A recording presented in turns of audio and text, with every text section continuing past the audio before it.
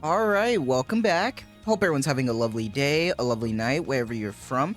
And real quick, before we get started, as always, I want to give a lovely shout out to the channel members on this channel. So thank you so much to these lovely commanders here that you see on screen. Thank you guys so much for your guys' generosity and your support. As always, it really means a lot to me, so thank you so much. And if you're actually interested in becoming a lovely commander yourself, if you are interested in any of these cute and lovely emotes, loyalty crown badges, if you want a special role in the Discord, make sure to join the Discord. But as always, if you choose to do so, thank you so much. Just remember, that's not the only way that you can support me. Just watching like you are right now is truly the best way. Liking, subscribing, and commenting, everything really does help. So thank you guys so much. And for today's video, maintenance just started right when this is uploaded. And I kind of wanted to talk about a few things because right now, since the anniversary is pretty much over, the only thing here that's left is pretty much just Graves banner for 6 days. And we're starting our next standard banner after maintenance. So expect, a polling video in the morning regarding that. But I kind of wanted to talk about what the schedule is going to start looking like right now up until New Year's possibly. Because we had a similar thing going on right now from last year. Now we don't know if there's going to be another, standard banner after this. But I kind of wanted to break it down because we kind of have an idea of what's going on. So let's actually just put it on screen right here. And we're just at a wiki for Nikke Goddess of Victory. And we're just looking at the banner schedule from last year. And I know some of this, especially if you're new, doesn't look familiar. But ACPU right here was the event for the quote-unquote Halloween thing before the anniversary, just like we did last time. Except we also had an addition of having Rumani as well. And then we had the Red Ash, which was the 1-year anniversary. This is where we also got introduced to Cinderella. And then at the same time, we had the, celebration for the first anniversary. Then after the anniversary, after all the time went by, we had a Lone Survivor, which introduced Tuve. And we're about maybe like 3 days shorter, like 2-3 days shorter than what we have now. But that's still fine because we get an idea of the schedule, because after this event, we ended up going straight into the winter event, which for last year was Neverland. Now, before I even talk about Neverland, I want to just talk about how it worked for the first time we had Christmas. The first time we had Christmas, we ended up having Rupee, and we also had Christmas Ann. And it was this event, and it's fully voiced, and it's in the archives, by the way. So if you feel like you missed the event, you can go back and watch this. It was a really, really sweet and sad event. I loved it a lot. They went back and revoiced it, and they didn't have to do it, and that was a kind of a big W in my opinion. But then when it came down to Neverland, Neverland was a more chill event that involved Ludmilla, and we also had Mika. Belorda didn't get an alt, but Mika did. It also involved the Bunny Girls, and I think the squad that has Delta and Signal.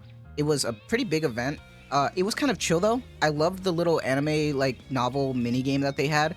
And it was more just kind of low-key and just kind of good vibes. Nothing much really happened in this event, but for me, I didn't care just because it was a nice time. Some people didn't like it though. Some people thought it was a bad event, which to me is just kind of a harsh critique. I don't think that really is a bad event at all. If we want to talk bad events, then let's talk about Chainsaw Man. Let's be real here. But that's just me, and we're kind of going off topic. But I wanted to talk about this because, as you can see, if our rate-ups that we had in the past were Christmas Rupee and Christmas Ann, and then we had Christmas Ludmilla, and we had Mika, then that means we're going to have 2 new rate-ups typically. And we already know the volume skin for December is going to be for the mission pass, which is going to involve volume. Now, last time, I'm pretty sure it also involved the character that was in the story. So volume is probably going to be in the story. Hoping it's voiced like usual because that's what makes this so good. But I wanted to talk about how the rate-ups are probably going to work, because the last time they tried doing rate-ups the first time for the second winter event in Neverland, it was kind of a mixed bag because it involved having the rate-ups in the same banner. So it was kind of like you have to pull multiple times if you want to try to get the character. But then they changed it because a lot of people did not like that, and they went with separate banners for the next summer event like you guys saw earlier this year. Now, do I think they're going to probably do separate banners again? Yes, question mark. It's kind of a mystery right now because this is going to be the first time we have a third event. So this is going to kind of set the precedent going forward now that what we can expect for summer next year. Now, I don't know if during Christmas they're going to have 1 week where they're going to bring back the old rate-ups, get rid of the old rate-ups, and then bring back the new rate-ups, like with Christmas Ludmilla and Christmas Mika, and then also have the current rate-ups alongside it. With these winter limiteds, do not worry, they're not like pilgrim rates. They are a 4%, 2% as well, so it's not that big of a deal. They are just seasonally limited. Now, that's a big question mark if they are going to do rate-ups that way. Maybe they're just going to do it in the next event like they did last time with, I think it was Summer Anise and Summer Helm, where it was just like a standard event, but they still brought back the rate-ups for summer, so it was kind of weird. So I wouldn't be surprised if you won't see the rate-ups for Christmas Ludmilla or Mika come back right now during the winter event, and they just focus on the old ones. But who knows? We're just going to have to see for that. But I also wanted to talk about something big as well that's in the event, and that comes right after Christmas, and that's New Year, New Sword.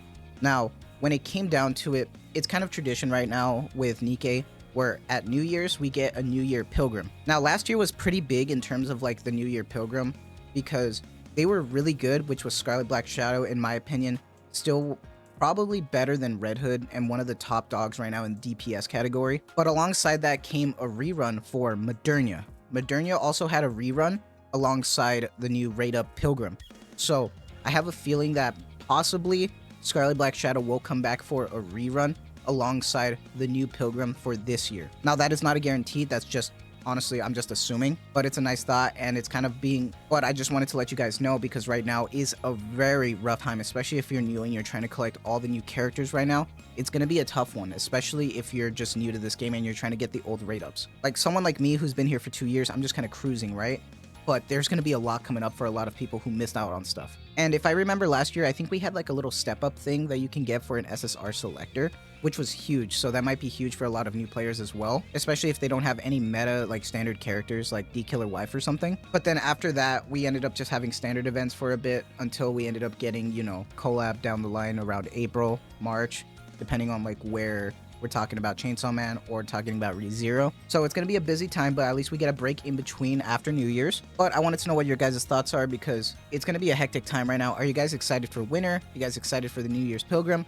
What are you excited for? I know a lot of people are going to probably be skipping on Flora because right now they're just trying to recoup everything from the anniversary. I know a lot of people aren't interested in the kit because it looks good, but that 40 seconds really nukes her. But overall, I'm just really excited for what's coming up in the next few months, and I'm hoping for good things, honestly. I love Nikke, but at the same time, I guess this is my way of having this at the end of the video for those who watch, is that I'm also going to be covering another game on the channel very soon, and I'm going to be covering Girls Frontline 2. Now, don't get me wrong, I'm also going to be covering Nikke, but I know a lot of people don't play Girls Frontline yet because it's going to be coming out, but I'm going to be covering that alongside Nikke, and I'm really excited for that. So I hope you stick around, and don't worry, I'm going to be doing both types of content. I'm not going to be skipping out on either, trust me. But I do want to branch out a bit, and I'm really excited to play another gacha game because I do like XCOM style games. But for now, that's enough yapping for me. Just wanted to talk about some stuff with the roadmap, what to expect down the line with the raid ups, what's going on. But that's going to be it for me. So I hope you guys have a lovely day, a lovely night, wherever you're from. And as always, thank you so much for the constant support. You guys are truly the best. Take care, and have a good one, and good luck on your pulls.